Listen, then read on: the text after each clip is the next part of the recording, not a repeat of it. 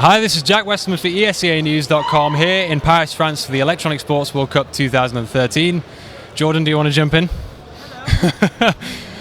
Joining me is Sean Gares and n0thing from compLexity, the sole American representatives here in Paris. First off, guys, you just qualified from your group, second because of the point difference. How do you feel right now? Was it as expected?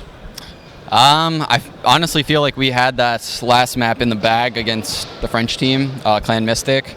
We made a lot of mistakes on our CT, especially outside and in secret. We gave them way too many picks, which ultimately gave them map control. They had so much freedom on us, and we have no one but ourselves to blame for that loss. And moving forward, we hope to obviously fix those come bracket play.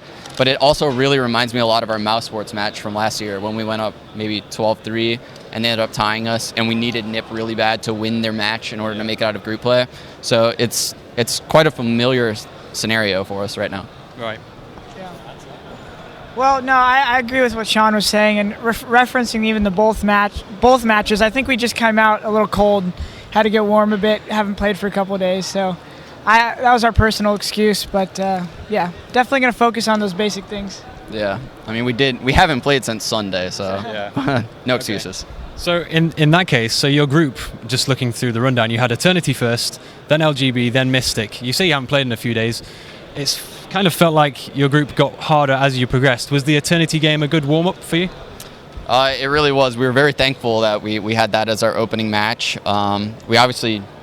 When we went for the hardest, we went our hardest for that match. Yeah. We know how much rounds are important in group play, as you can see by the results just now. Yeah. So we didn't let up lightly on anyone, and we were definitely thankful, though, to have that as our first match. Yeah. No, nothing to add? Okay. So going back to the LGB game, 16-14, you didn't make it easy for yourselves. They were up something like 13-9 at one point. Did you ever feel like that game was slipping away as well? The LGB game, we really shot ourselves in the feet on a lot of rounds. I think we won like an eco, and then they won the next round, and there was like 4 ecos going back to back on T side, and it was just we were destroying our economy T side, but we knew that we had them on the brink of just having no economy also. So we kept buying, and it eventually. Some of those 1 versus 2. Yeah.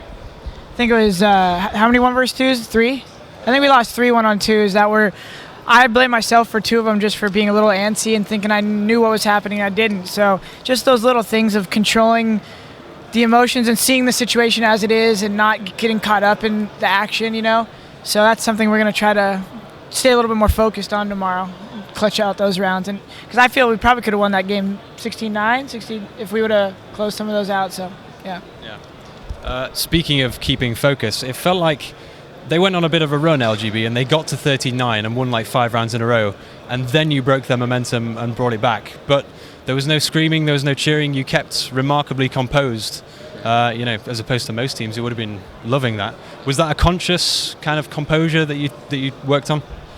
Well, we typically are a very loud team, as a lot of people know from past ESEA lands and the VODs they've seen of us. But the venue here is so loud that even though they're maybe 20 feet away, they can't hear a word we're saying. So we would literally be kind of just screaming at no one. We were trying to get our heads in the game. We were definitely just trying to, like you said, at that 13-9 point, obviously you could feel it slipping a little, but we weren't giving into that. We're like, we know if we could just build our CT momentum like we normally do, that we had it. So.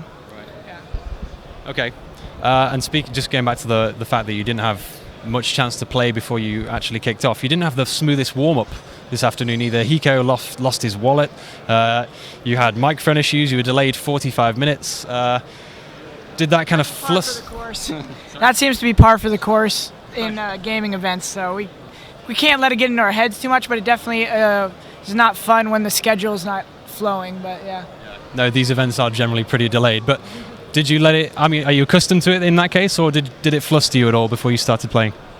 It definitely sucked because we had a lot less warm-up than we originally planned on, and Hiko pretty much sat down and played, and he played lights out, so props to him. But yeah, he ended up finding his wallet, so good end to the story. We made it out of groups, everything worked out good. Massages. Did you get the picture of this massage, Jack? I didn't get a picture, no. Yeah, there's free massages, and that's pretty awesome. Okay, so jumping back to a year ago, Sean, I asked you and Spencer about US versus Europe and why Americans seem to have so much trouble keeping up with European teams in CSGO. And you kind of said it was a lack of exposure. You mentioned Dynamic didn't scrim you before this event last year, all that kind of stuff. Now you've had NIP and a few other teams coming over to the States. You've had a chance to look at a lot more demos. A year has passed in the game. Do you feel like you were better prepared this time around? Better prepared. I'm not sure about that because we had that 2-week boot camp for the last one. I mean, we definitely are more prepared to play European teams. They have a lot different play style that really suits our play style quite well. Yeah. I really don't understand the whole America's so far behind everyone. I feel, for the most part, when North American teams come over to Europe, we play surprisingly well, third, fifth. I mean, sometimes we get knocked out in groups, but I mean, sometimes when they used to come over for CPLs and stuff, they would get knocked out. It's just, there's really not many tournaments in America, so it's hard to kind of judge the two. But I think we're pretty much on a level playing field right now. Okay. Yeah. Well, I think you just made a good point that the boot camps always really get you in the zone. So we've been playing together for a good amount of time now, but it's still, you still got to get into that energy level to know to match what these people are bringing. So I think that helped today. Those matches right there, a little bit of a scare, but I think we're going to try to use that, going into tomorrow because we don't get that a lot. So, yeah. All the people flying through, but yeah, we're definitely going to try to use that to our advantage because without the boot camp, this is the boot camp right now. So tomorrow's hopefully game time. Okay, 1-day boot camp, living on the edge. Yeah. Okay, well in that case, speaking of preparation, penultimate question. I am aware I will let you go soon. How are you going to prepare back at the hotel tonight, if at all? Are you just going to chill? What's your plan this evening? I'm going to get a meal because I haven't eaten all day. So I'm going to go get a meal and then maybe chill, watch some demos. We didn't really get a chance to watch them last night. Our Go was updating, so we kind of went in blindly today. And so, I mean, we're going to talk about really what went wrong on the rounds we lost and the adjustments we can make going forward to tomorrow. Right now, I don't really know who we play tomorrow, so. Yeah. Nothing. No. He's the leader. Okay. Well, you're about to find out who you are playing tomorrow. They're doing the draw right now. But last question, I'm going to hit you with a big, deep question just before you go. So, Valve seems to be putting a lot of effort into Counter-Strike these days. When the game first came out, it needed a lot of work.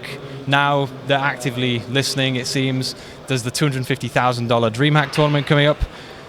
Are you happier now with the direction Valve's taking the game than you were a year ago? I said this before the tournament. I feel like their most recent changes to the game have been phenomenal.